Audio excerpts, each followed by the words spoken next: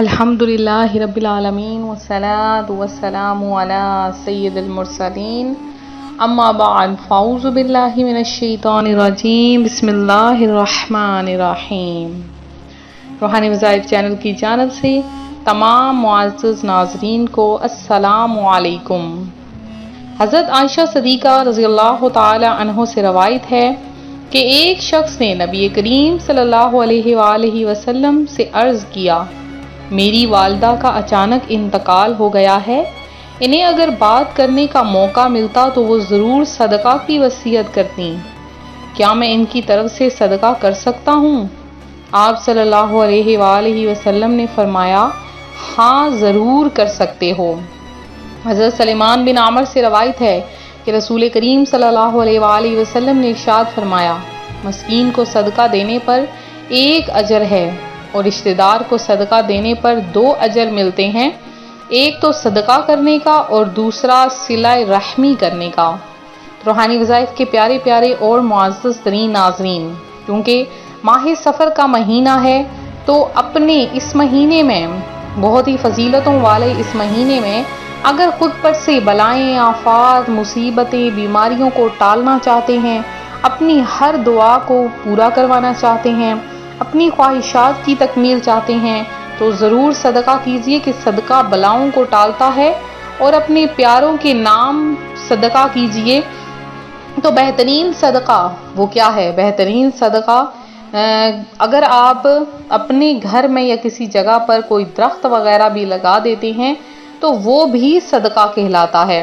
نبی کریم صلی اللہ علیہ وآلہ وسلم نے ارشاد فرمایا ہے، صدقہ پروردگار کے غصے کو بجھاتا اور بری موت سے محفوظ رکھتا ہے، لہٰذا ضرور صدقہ کیجئے کہ اللہ کی ذات کو صدقہ کرنا بہت پسند ہے۔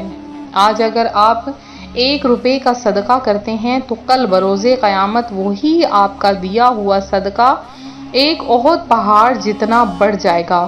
مسلمان بھائی کی طرف مسکرا کر دیکھنا بھی صدقہ ہے، کسی سے اچھی بات کہنا بھی صدقہ ہے، کسی کو برائی سے روکنا بھی صدقہ ہے، اپنے برتن سے مسلمان بھائی کے برتن میں کچھ ڈال دینا بھی صدقہ، راستے سے تکلیف دہ چیز کا ہٹا دینا بھی صدقہ ہے۔ اس کے علاوہ اگر کسی کی غیر موجودگی میں اس کے لیے آپ دعا کرتے ہیں تو وہ بھی صدقہ ہے۔ راستہ بھٹکے ہوئے نابینا شخص کو راستہ بتا دینا بھی صدقہ ہے۔ میت صدقے کو کیوں ترجیح دیتی ہے؟ اگر وہ دنیا میں واپس لوٹا دی جائے تو جیسا کہ قرآن کریم نے فرمایا، اے رب اگر مجھے تھوڑی دیر کے لیے واپس لوٹا دے تو میں صدقہ کروں اور نیکوں میں شامل ہو جاؤں۔ اور یہ نہیں کہا گیا کہ عمرہ کروں، نماز پڑھوں، روزہ رکھوں۔ علماء نے کہا ہے، میت صدقہ کی تمنا اس لیے کرے گی کیونکہ وہ مرنے کے بعد اس کا عظیم ثواب اپنی آنکھوں سے دیکھے گی، اس لیے صدقہ کثرت سے کیا کرو، بے شک مومن قیامت کے دن اپنے صدقے کے سائے میں ہوگا۔ یہ قرآن پاک میں بہت زیادہ صدقہ کرنے کی تلقین کی گئی ہے۔ رسول کریم صلی اللہ علیہ وآلہ وسلم نے فرمایا ہے، صدقہ دینے سے مال کم نہیں ہوتا، اللہ تعالیٰ بندے کو اس کے معاف کر دینے کی وجہ سے اس کی عزت بڑھا دیتا ہے، اور جو اللہ تعالیٰ کے تواضع اختیار کرتا ہے اللہ تعالیٰ اس کا رتبہ بلند کر دیتا ہے۔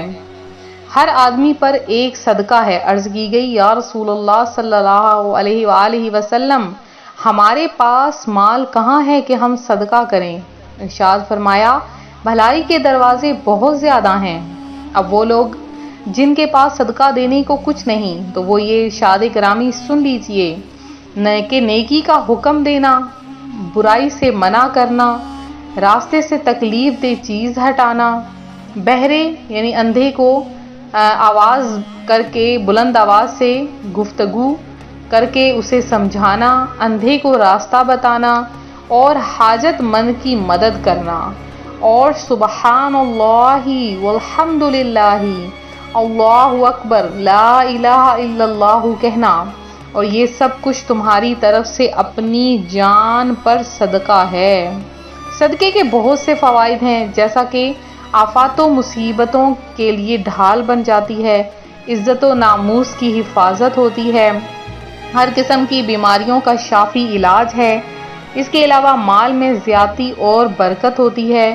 فرشتوں کا مال میں کثرت، اگر آپ دعا مانگیں گے، اگر آپ بہت زیادہ صدقہ کریں گے تو جو فرشتے ہیں اللہ پاک کی نوری مخلوق، وہ انسان کے لیے اس کے مال میں کثرت کے لیے دعا کرتی ہے۔ اس کے علاوہ جو سخت دل ہیں، اگر وہ صدقہ کرتے ہیں بہت زیادہ تو ان کی سختی ہمیشہ ہمیشہ کے لیے ختم ہو جاتی ہے اور اللہ پاک کی ذات ان کے دل میں نرمی پیدا کر دیتی ہے۔ لہٰذا صدقہ ضرور کریں، چاہے آپ 1 روپے کا ہی صدقہ کیوں نہ کریں، کہ صدقہ کرنے سے اللہ پاک مال کو بڑھا دیتا ہے اور صدقے کی برکت بہت زیادہ ہے۔ جیسا کہ بنی اسرائیل کا ایک راہب گرجے میں 7-8 سال تک عبادت کرتا رہا۔ ایک روز اس نے گرجے سے زمین کو دیکھا تو وہ اسے بہت اچھی لگی، جس کی وجہ سے زمین پر چلنے کی اس نے تمنا ظاہر کی۔ راوی کہتا ہے کہ راہب ایک روز ایک روٹی لے کر گرجے سے نیچے زمین پر اترا اور زمین پر چلنے لگا۔ اسی اثناء میں ایک خوبصورت لڑکی پر اس کی نظر پڑی، حتیٰ کہ وہ اس خوبصورت حسین و جمیل لڑکی پر فریفتہ ہو گیا اور اسی حالت میں اس کی موت آ گئی۔ موت و حیات کی کشمکش میں ایک سائل نے اس سے سوال کیا تو اس راہب نے وہ روٹی اس کو دے دی۔ پھر اس کی 60 سال عبادت اور اس کے ایک گناہ کا وزن کیا گیا تو وہ ایک گناہ 60 سال کی عبادت پر غالب آ گیا۔ پھر اس کی آخری نیکی سائل کو روٹی دینے والی لائی گئی اور اسے اس کی 60 سال عبادت کے ساتھ شامل کر کے اس کا وزن کیا گیا تو اس کی عبادت اس کے گناہ پر غالب آ گئی۔ تو روحانی وظائف کے پیارے ناظرین، یہ ہے صدقہ کرنے کی فضیلت۔ اللہ تبارک و تعالی نے زمین کو کس لیے پیدا کیا کہ رسول اکرم صلی اللہ علیہ وآلہ وسلم نے فرمایا جب اللہ تعالیٰ نے زمین کو پیدا کیا تو وہ چکولے کھاتی تھی۔ پھر اللہ نے پہاڑ کو پیدا کیا اور اسے حکم دیا کہ وہ زمین تھامے رکھے، چنانچہ وہ ٹھہر گئی۔ جب فرشتوں کو پہاڑ کی مضبوطی پر تعجب ہوا اور کہنے لگے، اے اللہ، آپ کی مخلوق میں سے کوئی چیز پہاڑوں سے بھی سخت ہے؟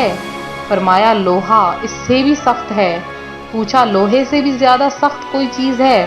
فرمایا آگ۔ پوچھا کوئی آگ سے بھی زیادہ سخت ہے؟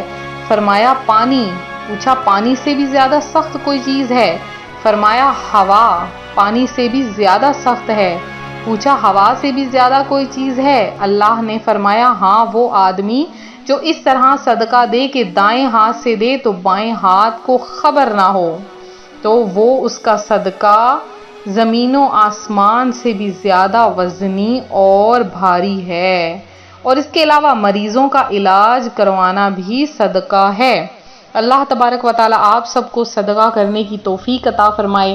اگر آپ ماہ سفر میں یہ والا صدقہ روز نکال لیں کہ آپ نے روزانہ 1 روٹی کسی غریب کو دے دینی ہے، یا روزانہ چند پیسے کسی مسکین یا یتیم کو دے دیں اور اپنے لیے دعا مانگیں، اللہ پاک آپ کامیابی آپ کے قدموں میں ڈال دے گا اور آپ کی ہر دعا پوری ہوگی۔